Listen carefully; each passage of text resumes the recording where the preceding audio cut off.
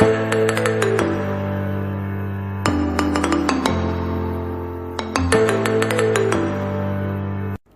guys, welcome to my channel. For those who are new here, my name is Zagi, and I've been meaning to do this video for the longest time possible because I've had so many queries from friends, from people that I don't know, and they keep asking me how I do my online business.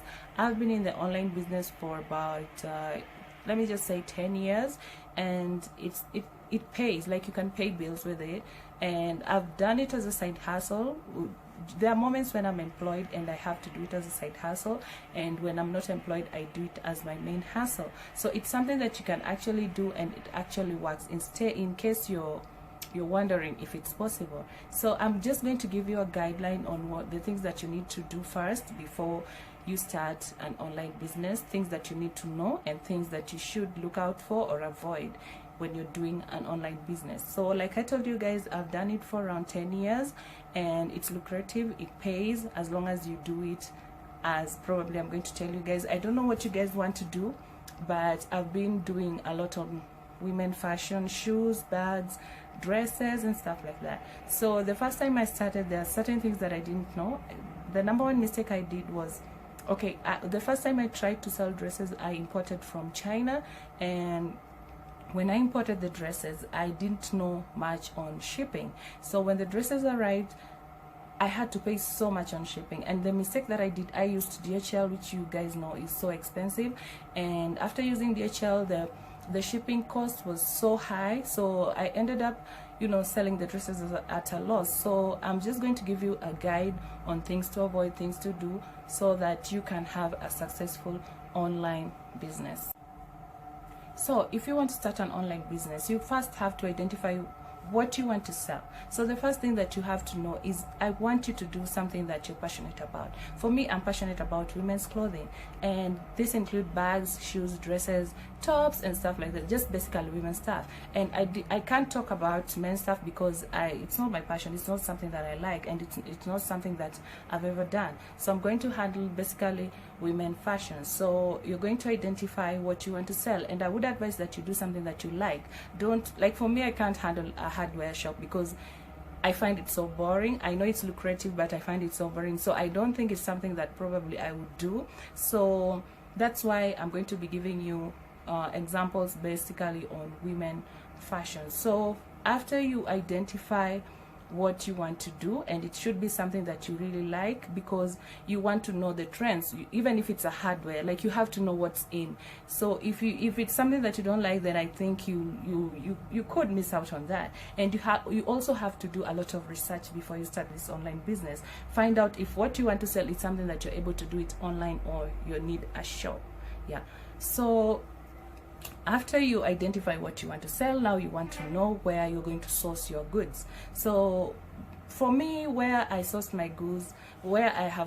my goods, it's I've bought from China through Alibaba. I did a video on buying stuff from Alibaba and shipping to Kenya. If you haven't watched, I'm going to put the link down below. You can buy from Easily. You can buy from, when you go to Kampala, there are so many malls there that you can buy from. And I don't know, you can buy from Kamkunji. Yeah. So in case there's any place that I've left out, I'd like to hear in the comment section. Feel free to let me know where are other places that you can source your goods from. So you have to know the amount of capital you have. Like, for example, when you're sourcing from China, there's a certain amount of capital that you need. I think the lowest that I've sourced from China is, I bought goods the first time I was trying, so I bought 30 pairs of shoes at around 20 something thousand, and then the shipping cost was also around that 20, let me just say 25,000. So let's say just around 50k probably is enough. So, and what I like about China is because sometimes you tend to get unique things. When you go to Easily, everybody goes there. When you go to Kampala, so many people go there. That's why I said, let me try China. So I think if you have enough money, you can also try China, and you can buy from Alibaba. You don't really have to go there. But I did a guide. You don't want to get duped, so I did a guide on how to buy from Alibaba. Like I said before, I'm going to put the link down below.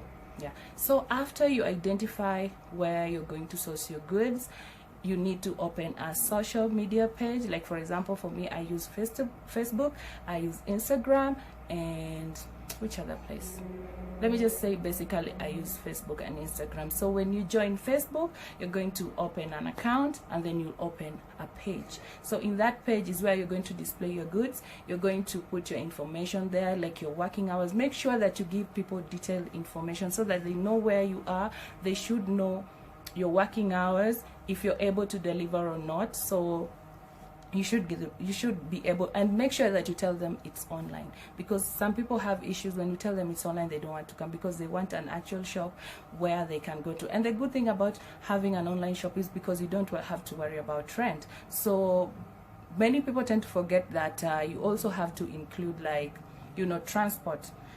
I think transport, you can just consider it as rent, it's like you're paying rent, but I think you'll be using a lesser amount than when you actually rent a shop in town.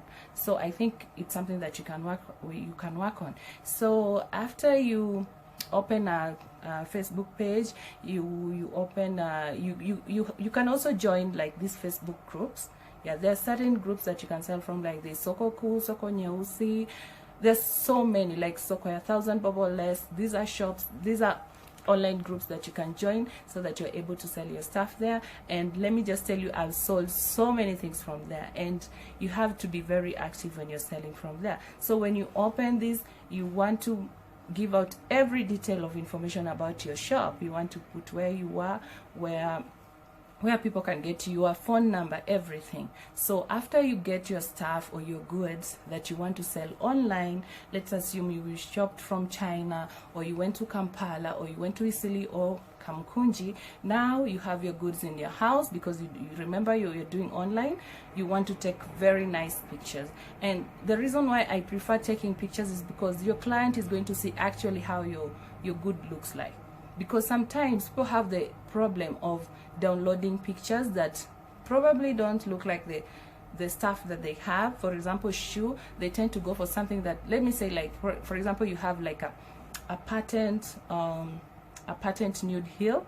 They will go online and they will get it, but they don't look exactly the same. So sometimes you take your good to someone and someone will not buy it because they feel cheated. So you want to take actual pictures, and the secret to taking nice pictures is when you have good lighting. If you don't have good lighting, your pictures tend to be dull. You can find that someone has very nice stuff, but because the pictures are poorly taken, someone is not attracted by the picture. Remember, you're doing online. You have to do your best when it comes to pictures, because this is the only way you can display your product. So if you're not able to take good pictures, then probably nobody is going to be interested, because the picture is what is supposed to attract someone to buy from you. So you're going to take very good pictures, and probably if you want to download the pictures from the internet, make sure that it actually looks like whatever you're selling, because sometimes you cannot have like the best cameras so far. We are not all blessed, but you need to start from somewhere.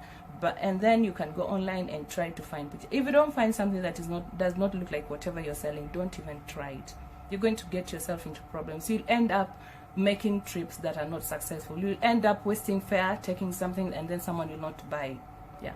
So after you've taken your pictures nicely, you will now upload them on your Facebook page, like the page that you open to sell your product, or on Instagram. And when you're uploading these pictures, try to give all the information about that product. Like for example, dresses. Yeah, dresses. Try to put the fabric. Yeah, take the actual photo of that dress. Yeah? You can put it on a dummy. You can have someone wear it. It will still sell. Yeah, so you have to make good presentation. That is your brand. You have to make it nice. You see, you can have something really pretty, but because you're not taking good pictures, you're not able to sell it. So when you post those pictures, try to put their detailed info about that product as much as you can. You can put the fabric, the sizes that are available, the colors, your number. Don't forget to put your contact, because sometimes someone wants to buy something and they want to ask for your number, and then they are not able to find you, so they waste a lot of time, and then they get another option. So you want to put your contact there, all the details. And now after you put your product there, and what I would like to say also that I'm forgetting, when you join these groups and you post your stuff there, make sure that you're always online so that you're able to answer to queries. The problem with people is that you post a picture, you don't put your phone number, you don't put the sizes available, so you post and then you get you go missing, you go MIA for like, probably you come back the next day, and then you find like there are over 58 queries of everybody asking how much your product is, what's your contact, how can I get you. You're wasting a lot of time. Yeah, you're wasting so much time, and you end up losing clients. Maybe all these 58 people would have bought if you put your all your details there. It's better that you just put there genuinely. So if, for example, address is 2,500, some people don't want to put it there. You have to ask for those prices. Someone will buy, if that person is interested and has the money, they will buy it whether they want it, whether you like it or not. So sometimes we tend to forget, and then you put their price because you want all those comments. Those comments are not going to help you. Try to post the picture, put all the details, information about that product, and then be online to answer to all those queries. Because sometimes you go MIA and someone was really interested, and because you're not there to answer to their queries, they move on, they go to someone else, or they get something else. Yeah, so that one is a loss to you. It's not a loss to them. So when you post pictures on those groups, make sure that you're online most of the time to answer to those queries.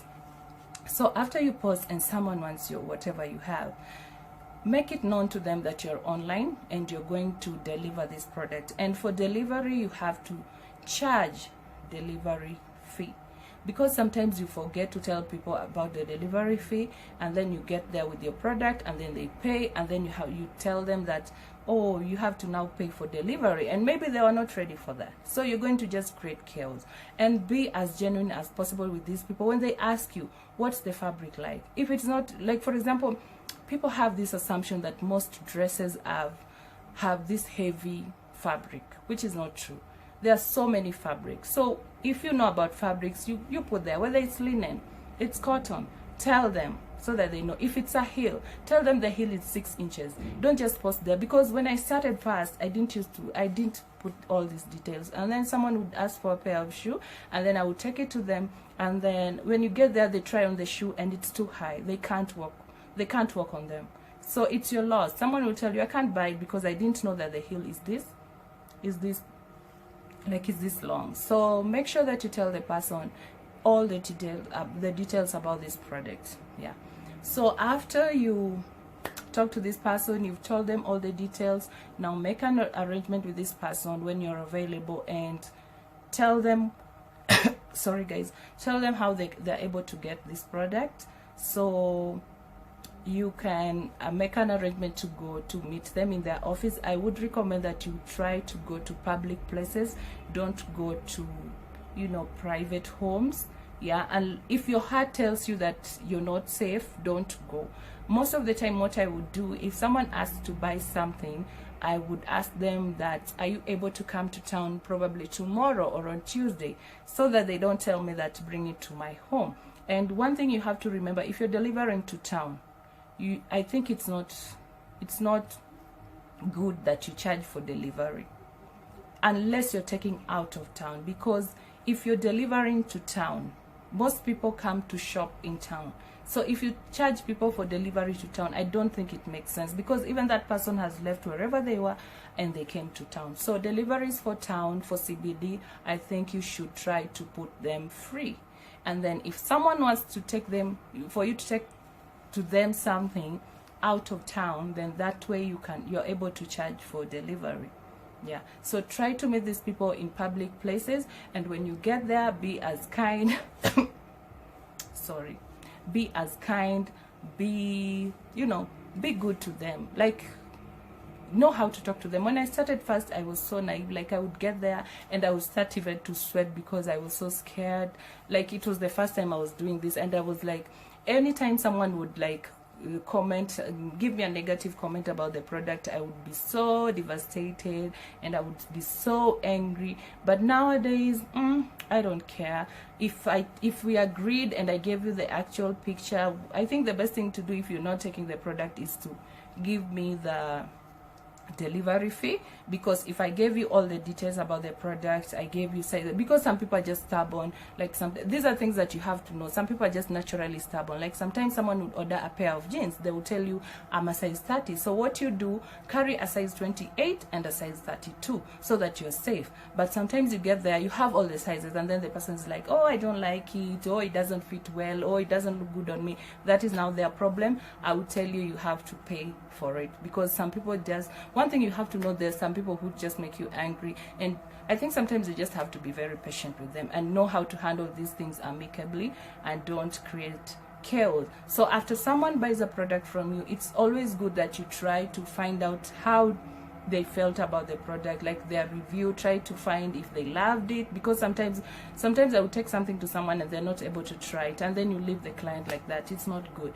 After you take it, and maybe, like most of the times, if the person didn't try the dress, try to find out after they got home, did you try the dress, did it fit, like what are your thoughts? Try to find out, and if probably didn't fit, arrange for an exchange. Yeah, you can agree with the person, you can say, like, some people are so understanding, like try to work things amicably with them. Don't get the person angry, because you know the client is always right. So try to, because you also want to maintain your relationship with that client, because sometimes there are times when I would take one thing to someone, just one dress, and I used to have clients who would order things for up to 20k.